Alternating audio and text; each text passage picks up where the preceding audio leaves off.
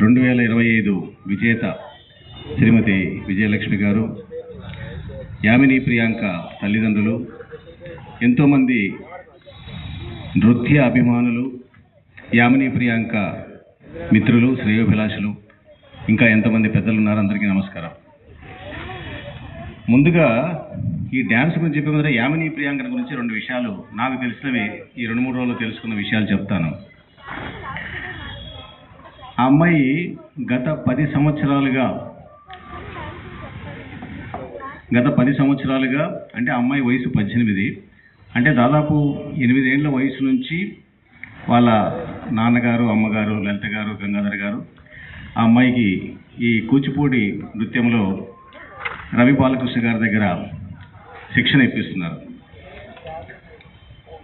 ఆమె కూచిపూడిలో ఒకసారి వెంకటేశ్వర స్వామి అందరూ కూడా చాలా సంభ్రమాచరణకు లోనై ఆమెను ఆశీర్వదించారు, అభినందించారు. అంత చిన్న వయసులోనే ఆమె అంత చక్కటి పాత్ర పోషించి అక్కడ నర్తన చేశారు. అలాగే పొట్టి శ్రీరాములు తెలుగు యూనివర్సిటీ నుంచి కూచిపూడి డ్యాన్స్లో డిప్లొమా అనేది కూడా డిగ్రీ కూడా తీసుకున్నారు. అలే కాదు, ఆమె అంటే కొంతమంది క్రియేటివ్ పీపుల్లో ఆమె డ్యాన్సే కాకుండా మంచి రచయిత కూడా. స్టారీ నైట్స్ అని ఒక పద్య సంకలనం, అంటే కవితలు లాంటి పోయిటరీ, ఇంగ్లీష్లో, తెలుగులో కాదు. మన పిల్లలు తెలుగులో అసలు రాయడం అనేది మర్చిపోయారు, ఇంగ్లీష్ అసలు రాయరు, అన్ని స్పెల్లింగ్ మిస్టేక్స్ ఉంటాయి. అలాంటిది ఆమె ఒక కవిత సంకలనం లాంటిది, పోయిటరీ సంకలనం కూడా రాసి ఆమె అమెజాన్లో అది లభ్యమవుతుంది, స్టారీ నైట్స్ అనేది. అలాగే కొన్ని నవల్స్ కూడా రాశారు, డిబేట్స్లో, ఈ పోయం కాంపిటీషన్స్లో, ఇలాంటి వాటిలో చాలా బహుమతులు కూడా తీసుకున్నారు. అలాగే ఆమె కేంద్రీయ, ఈ సత్యనారాయణ మీ అందరికీ తెలుసు, సెంట్రల్ స్కూల్ ఉంది, కేంద్రీయ విద్యాలయం, అక్కడ స్కూల్ క్యాప్టెన్గా, అంటే మొదటి నుంచి కూడా ఇవన్నీ చూస్తుంటే ఆమె బయోడేటా, ఆమెలో చదువు ఒకవైపు, ఇలాంటి నృత్యము, డ్యాన్సు, లిటరేచరు, ఇవన్నీ కాకుండా లీడర్షిప్ క్వాలిటీస్ కూడా. స్కూల్ క్యాప్టెన్ కావాలంటే కేవలం మార్కులు వచ్చిన వాళ్ళకే ఇవ్వరు, ఆల్రౌండర్గా ఉన్న వాళ్ళకే ఆ స్కూల్ మేనేజ్మెంట్ అలాంటిది ఇస్తారు. అంటే sports, games, extra curricular activities అవన్నీ కూడా అమ్మాయి సాధించింది. ఇంకా చెప్పాలంటే ఇటీవల ఒక 4 నెలల కిందట అబ్దుల్ కలాం గారి విగ్రహాలు, అంటే కంబైన్డ్ 13 జిల్లాలు మన ఆంధ్ర రాష్ట్రంలో, అలాంటి ఒక సంస్థ తరపున ఈ అమ్మాయి దాంట్లో ఒక ముఖ్య సభ్యురాలు. 13 అబ్దుల్ కలాం గారి విగ్రహాలు తయారు చేయించి చంద్రబాబు నాయుడు గారి సమక్షంలో మన అమరావతిలో ఆయన చేత ఆవిష్కరింపజేసి ఈ 13 అబ్దుల్ కలాం గారి విగ్రహాలన్నీ కూడా ఒక్కొక్క జిల్లాలో, ఆ సంయుక్త జిల్లాల్లో ప్రతిష్ఠించిందని కూడా ఆమె చేసి ముఖ్యమంత్రి గారు చాలా అభినందించారు. ఇవన్నీ నేను తెలుసుకొని చాలా సంతోషపడ్డాను. అంటే ఇంత చిన్న వయసులో ఈమె ఇన్ని రకాల టాలెంట్స్ కానీ, సోషల్ వర్క్ కానీ ఇవన్నీ చేస్తుందంటే మనందరం కూడా ప్రత్యేకంగా అభినందించాలి. ఇక ఈరోజు ఆమె ఈ రంగప్రవేశం చేస్తూ ఉంది. నన్ను రమ్మని పిలిచారు. సరే, మేము డాక్టర్లం, ఎప్పుడు పేషెంట్స్, మందులు, గొడవలు మాకు మామూలే. అప్పుడప్పుడు ఇలాంటి వాటికి వస్తూ ఉంటే మేము రోజు ఎంతోమంది, అంటే మిగతా డాక్టర్లకు మాకున్న తేడా అంటే మిగతా వాళ్ళ జ్వరము, కడుపు నొప్పి, బీపీ, షుగర్కు మందులు ఇస్తూ ఉంటారు. కానీ మా దగ్గరకు వచ్చే వాళ్ళందరూ రకరకాల జీవిత సమస్యలు, మానసిక డాక్టర్, నేను సైకియాట్రిస్ట్ కాబట్టి వాళ్ళ సమస్యలన్నీ మాకు చెప్తూ ఉంటారు. అవన్నీ మేము వింటూ ఉండాలి. రాత్రి ఇంటికి వెళ్ళేటప్పటికి మా బ్రెయిన్ ఫుల్గా వాటితో ఛార్జ్ అయిపోయి ఉంటుంది. ఎన్నో రకాల జీవిత సమస్యలు గురించి చెప్తుంటారు. అలాంటి వాళ్లకు, మాలాంటి వాళ్లకు అప్పుడప్పుడు ఇలాంటి కార్యక్రమాలకు వస్తే నిజంగా ఎంతో రిలీఫ్ ఉంటుంది, ఎంతో స్ట్రెస్. అందుకే నేను అప్పుడప్పుడు ఇలాంటి పిలిచిన వెంటనే మిత్రులు మా శ్రీనివాసరెడ్డి గారని, ఆయన, నేను I belong to Proddatur in Kadapa, ఇక్కడికి వచ్చి 43 సంవత్సరాలు అయింది. మా శ్రీనివాసరెడ్డి గారు నా స్నేహితులు. ఆయన డాక్టర్ గారు గంగాధర్ గారిని తీసుకొచ్చి పరిచయం చేసి మీరు తప్పకుండా రావాలంటే చాలా సంతోషంతో ఒప్పుకున్నాను. ఇకపోతే నేను ఒక డాక్టర్ను, సైకియాట్రిస్ట్ కాబట్టి కొన్ని విషయాలు చెప్పాలి. ఒక 5 నిమిషాలు నేను మాట్లాడతాను ఈ సబ్జెక్ట్ గురించి. మామూలుగా సరే, కూచిపూడి అనేది 100% మన తెలుగు, భరతనాట్యము, కథకళి, ఒడిస్సీ ఎలా ఉన్నాయో ఒక్కొక్క లాంగ్వేజ్లో మన తెలుగు వారి సొంతం. నాట్ ఓన్లీ దాట్, ఇది మన కృష్ణా జిల్లాకు సంబంధించింది, ఇక్కడే ఆరిజిన్ కూచిపూడిలో. అలాంటి కూచిపూడి డ్యాన్స్ను మళ్ళీ ఇదే గడ్డ మీద ఎంతోమంది మహామహులు చేశారు.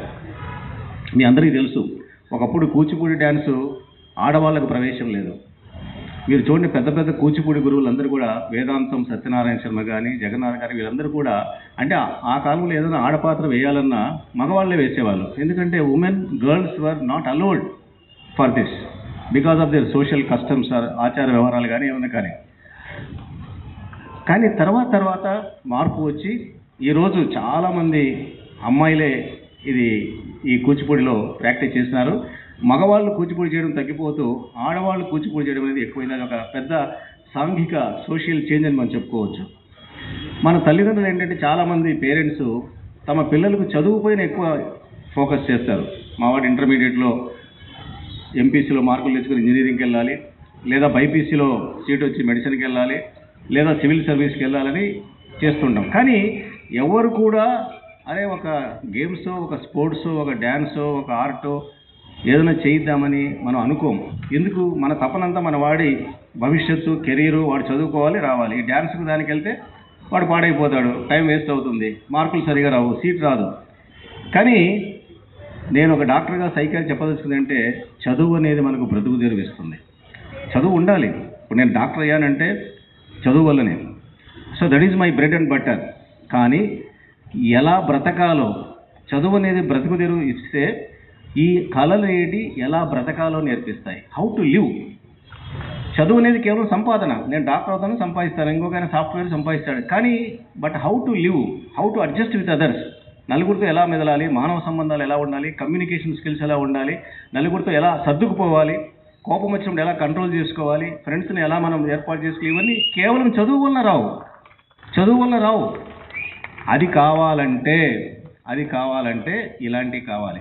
మన పిల్లల్ని గేమ్స్లో పెట్టండి, స్పోర్ట్స్లో పెట్టండి, డ్యాన్స్లో పెట్టండి, సంగీతంలో పెట్టండి, ఒక డ్రామా, ఏదో ఒకటి చేయండి.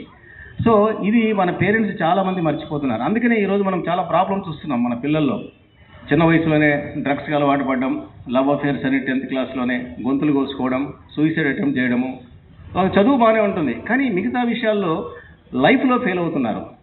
గోల్డ్ మెడల్ వస్తుంది, చదువులో బాగుంటాడు, కానీ బట్ సమ్వేర్ హీ ఫెయిల్స్. ఇప్పుడు కాకపోతే ఎప్పుడోసారి దెబ్బతింటాడు. రేపు పెళ్ళి అయిన తర్వాతనో, పెళ్ళికి ముందు, తర్వాతనో ఎప్పుడోసారి దెబ్బ. ఎందుకు? వై? బికాస్ మనము చదువుకి ఇచ్చినంత ఫోకస్, ఇంపార్టెన్స్ వీటికి ఇవ్వడం లేదు. అది మనం పేరెంట్స్ ఇక్కడ చాలామంది ఉన్నారు కాబట్టి ఇవన్నీ చెప్తున్నాను. అలాగే ఇంకా చెప్పాలంటే గురుచేల రిలేషన్షిప్. ఇప్పుడు చదువులో చూడండి, ఈ కాలంలో ఒకప్పుడు అంటే మేము చదువుకునేటప్పుడు గురువు అంటే సైకిల్లో వెళ్తుంటే ఎదురుగా కొడతా ఉన్నారు. ఇంతకుముందు గురువులు పిల్లలు కొట్టేవాళ్ళు, ఇప్పుడు పిల్లలు గురువులు కొడతా ఉన్నారు. వాళ్ళు అనేదానికి ఏం లేదు. పిల్లవాడు ఏదైనా తప్పు చేసి దండిస్తే వెంటనే పేరెంట్స్ వచ్చి వాడిని చితకబాతా ఉన్నారు టీచర్లు. అంటే చదువులో గురుచేల రిలేషన్షిప్ అనేది లేదు, కానీ డ్యాన్స్లో మాత్రం ఉంది. ఈరోజు గురువు గారు ఇక్కడ ఉన్నారంటే వాళ్ళకి పాదావందనం చేసి, నమస్కారం చేసి, వాళ్ళ ఆశీర్వచనం. అంటే ఆ గురు శిష్యుల సంబంధం రావాలి అంటే చదువులో రాదు, ఇలాంటి వాటిల్లో వస్తుంది. అలాగే గేమ్స్లో వస్తుంది. గేమ్స్లో ఒక గురువు, ఒక కోచ్ ఉన్నా అంటే ఆయన నమస్కారం పెడతారు, కానీ స్టడీస్లో, క్లాస్ రూమ్లో అది ఉండదు. It's another very important aspect. మనం ఎందుకు చదువు ఒకటే మన పిల్లలకు అవసరం కాదనే దానికి. అలాగే చదువులో ఈ డ్యాన్స్లో ఉన్న ఇంకొక ముఖ్యమైన విషయం అంటే అటెన్షన్, ఫోకస్ పెరుగుతుంది. ఇప్పుడు ఫిజికల్ ఎక్సర్సైజ్కు దీనికి మనం చూద్దాం. వాకింగ్ ఉంది, ఫిజికల్ ఎక్సర్సైజ్. జిమ్కి వెళ్తారు, రన్నింగ్ వెళ్తారు, కానీ అక్కడ కేవలం బాడీ మాత్రమే పనిచేస్తుంది. వాకింగ్లో, రన్నింగ్లో, జిమ్లో యువర్ బాడీ ఓన్లీ వర్క్స్.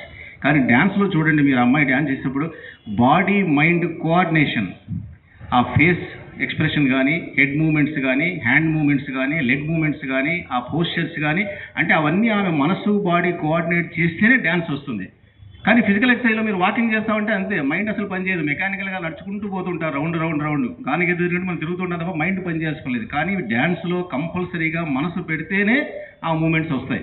కాబట్టి ఆ మనసు, బాడీ అనేది ఆ కోఆర్డినేషన్ ఒక డ్యాన్స్లోనే ఉంటుంది. కాబట్టి దానివల్ల ఏమవుతుంది? అటెన్షన్ పెరుగుతుంది, కాన్సన్ట్రేషన్ పెరుగుతుంది. అంటే ఆ ఏకాగ్రత. అమ్మాయి ఒక్క స్టెప్పు తప్పేసినా వెంటనే తెలిసిపోతుంది. అంటే మాలాంటి వాళ్ళకి తెలియదు, కానీ గురువులు పట్టేస్తారు.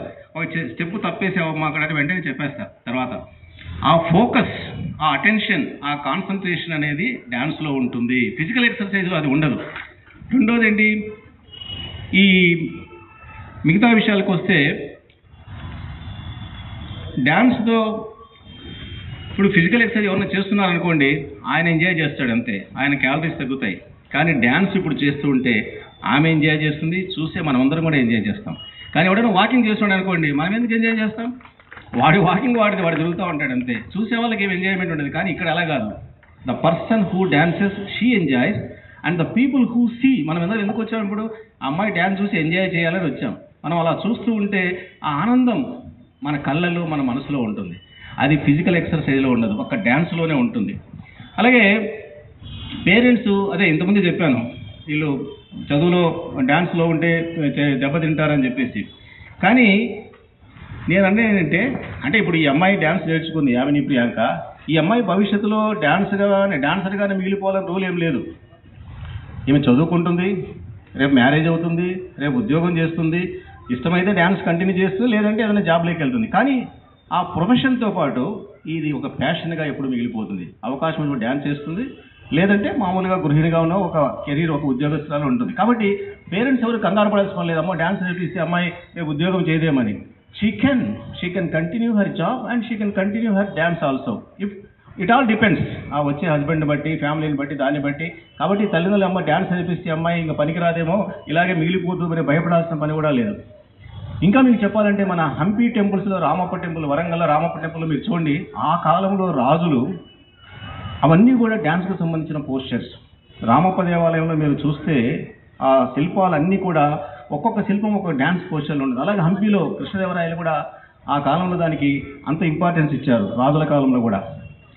నేను ఒక డాక్టర్గా ఇంకొక 1 or 2 minutes చెప్పి ముగిస్తాను. మన బ్రెయిన్లో, అంటే నేను బ్రెయిన్కి సంబంధించిన మనసు డాక్టర్గా చెప్తాను, మిర్రర్ న్యూరాన్స్ అని కొన్ని ఉంటాయి మెదడులో. ఈ భాగంలో ఫ్రాంటల్ ఏరియా అంటారు, ముందు భాగం. ఈ భాగంలో మిర్రర్ న్యూరాన్స్ అని ఒక ప్రత్యేకమైన నర్వ్ సెల్స్ ఉంటాయి.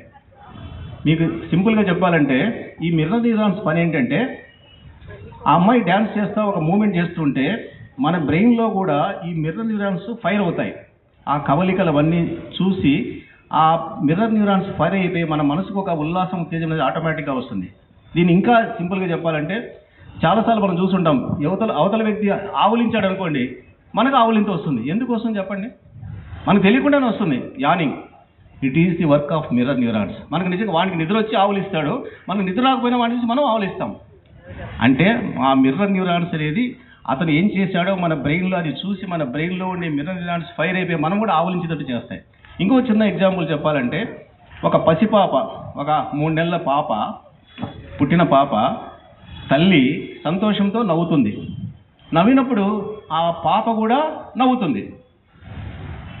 అంటే ఆ పాప బ్రెయిన్లో ఉండే మిర్రర్ న్యూరాన్స్ ఫైర్ అయ్యే వాళ్ళ మమ్మీ ఏం చేస్తే పాప కూడా నవ్వుతుంది. కానీ మమ్మీ మనసులో సంతోషంతో నవ్వుతుంది తన పాపను చూసి.